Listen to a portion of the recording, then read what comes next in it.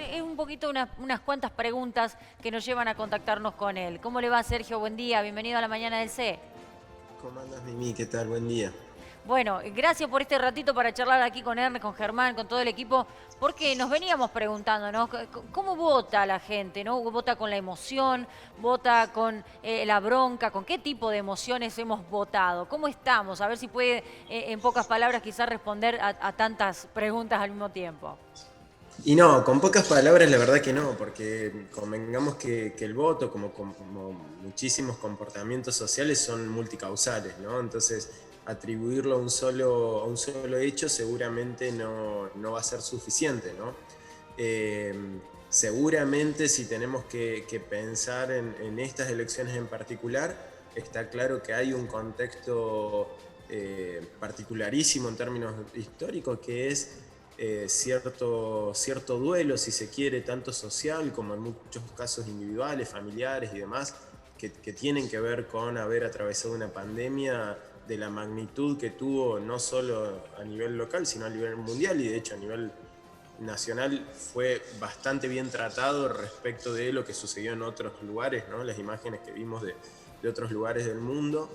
Eso en el marco de una crisis económica muy profunda, de una deuda externa que limita la posibilidad de políticas públicas y de pensarnos a futuro hasta no lograr algún tipo de acuerdo, y que además no redundó en mejorar las condiciones ni productivas ni de políticas estatales hacia adelante. Bueno, es un marco realmente muy complejo para el gobierno nacional, pero para los gobiernos en general y sobre todo para la sociedad, ¿no? O sea, y eso en Córdoba en particular, además se ve agravado por una situación social realmente muy profunda, muy preocupante, donde tenemos el conurbano cordobés, digamos el Gran Córdoba, con los índices de desempleo más altos del país, ¿no? Con 14,8 según la última medición de desempleo, donde en la ciudad de Córdoba, según el RENAVAP, el Registro Nacional de Barrios Populares, solamente en el primer registro que se realizó, que ahora hay que actualizarlo y seguramente ese número se incrementa, habla de 125 barrios populares o villas miserias, donde se sigue expandiendo las redes de narcotráfico, ¿no? En los territorios, y la violencia que eso trae acarreado, donde el 50% de la población tiene algún tipo de déficit habitacional. Bueno, realmente es un combo bastante explosivo, y en ese marco, bueno, por ahí se puede entender esta reacción, este comportamiento del voto contra los oficialismos, si se quiere, en Córdoba.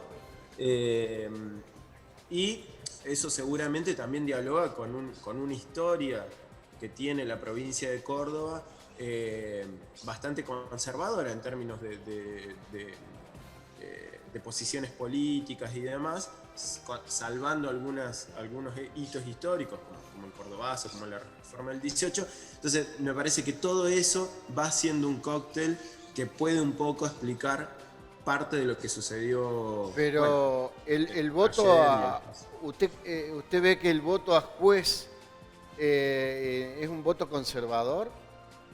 Y es un voto que al menos refuerza la posición de los sectores más concentrados de la economía, ¿no? O sea, a nivel, si pensamos en términos de la alianza, ¿qué representa cada uno de los sectores? Seguramente la alianza Juntos por el Cambio representa a los sectores que se identifican con una economía que pasa por los sectores más concentrados de la economía, que pasa por los intereses ligados a los sectores bancarios, a los sectores agroexportadores. Pero esos sectores son los que hacen mover al país también, ¿no?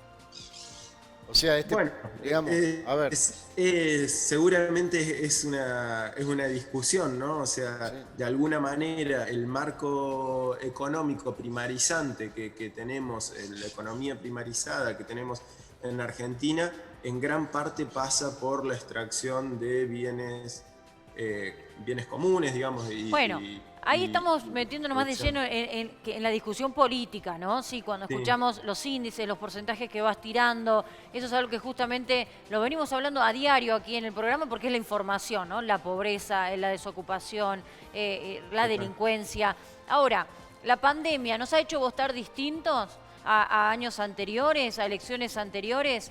Hay un ánimo diferente, lo que quizás se puede observar, quizás ustedes más todavía que lo que nosotros hacemos aquí con nuestro rol, es que ya no se vota a favor de una idea, sino en contra de algo que no funciona. Me Claro, parece que eso... sí, sí, sí. Por eso te decía de que de alguna manera lo que vemos en particular en Córdoba, sin lugar a dudas, es un voto contra los oficialismos, ¿no? O sea, quien pierde una banca es Hacemos por Córdoba, quien sigue de alguna manera siendo castigado una y otra vez en las elecciones es el Frente de Todos en Córdoba. Bueno, ahora Frente de Todos, digamos, el kirchnerismo, para decirlo en Y otra, términos más... otra cosa, Sergio, que siempre por Sí, ahí comento yo porque digo, la clase política está muy demonizada. Una persona, mientras es candidato, es una cosa y pasa al poder y ya directamente es odiado, criticado. ¿Qué nos pasa como sociedad? ¿No hay ninguna autocrítica? ¿No hay una autocrítica de decir los políticos salen de esta sociedad de la que somos parte, son nuestros vecinos, son primero un dirigente barrial, después pasa a ser un concejal, después van escalando en la política, pero no vienen de otro planeta a gobernarnos mal, a robarnos, a ser corruptos? ¿No hay una cuestión, ninguna crítica, un análisis social para decir esa clase política es la clase de sociedad que somos? y yo creo que hay un poco eso que vos decís. También es cierto de que no necesariamente es quienes son representantes políticos son nuestros vecinos y hacen ese camino, si se quiere, de la vieja política, sino que en muchos Sí, casos se recurre a figuras públicas, a una lógica más bueno, de los más medias, de instalar figuras que por ahí no tienen que ver con la realidad de la mayoría de los cordobeses, por ejemplo, ¿no? Si estamos diciendo que en Córdoba hay casi el 50% de las personas que están viviendo en la pobreza, la verdad que no hay un 50% de representantes que sean pobres, ¿no? O que sean de la clase trabajadora, sino que lo que vemos, por el contrario, es otro tipo de representación, y esto es transversal, ¿no? A la mayoría de las alianzas, de los partidos y demás. Entonces me parece que hay también una situación de hartazgo con esa situación, con ese hecho puntual. Sergio, Eh, sí. justamente al respecto de esto decís que hay una especie de hartazgo en la sociedad. ¿Vos creés que con esta elección puede cambiar el rumbo del ánimo social? ¿La gente puede tener los ánimos un poco menos caldeados? Porque esto evidentemente fue un voto en contra de un gobierno nacional. ¿Vos pensás que la gente se puede estar un poco más contenta, por así decirlo, de alguna manera? Yo creo que, mira, no sabría decir si es un voto en contra del gobierno nacional. Como te digo, por ejemplo, volviendo a Córdoba, hay también un voto en contra del gobierno provincial, ¿no? Entonces, y que tienen distintas características, tanto en lo discursivo como en términos de gestión y demás. ¿Qué suceda, cómo se procesen ahora estos resultados? Va a depender mucho de la capacidad, la escucha y la mirada que tengan los distintos sectores políticos, incluso quienes ganaron, para ver qué hacen con este caudal de voto y con este mandato de alguna manera que otorga la mayoría de la sociedad. La verdad que decir hoy qué es lo que va a suceder depende mucho de cómo se procese y las consecuencias políticas que esto exacto. tenga, ¿no?